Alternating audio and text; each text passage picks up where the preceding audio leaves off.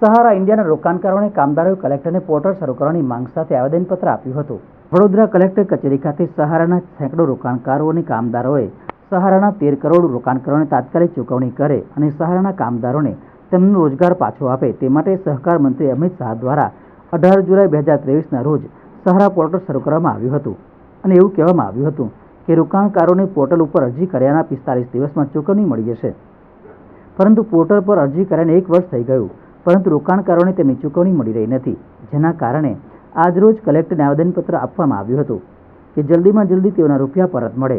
13 કરોડ રોકાણકારો અને 15 લાખ કામદારો છે, જેમની વેદના એટલી છે કે આપણે કલ્પના પણ કરી શકતા નથી। રોકાણકારોએ તેમના બાળકોના ભવિષ્ય, બાળકોના શિક્ષણ, દીકરીના લગ્ન, મેડિકલ ઇમરજન્સી અને વૃદ્ધાવસ્થા માટે પૈસા બચાવ્યા હતા, પરંતુ તેમને તેમના જ પૈસા મળી રહ્યા નથી, એટલે પોર્ટલ जल्दी चालू करने मांग साथे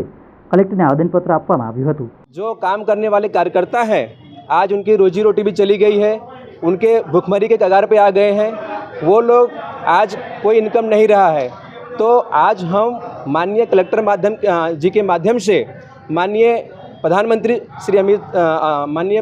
श्री नरेंद्र मोदी जी और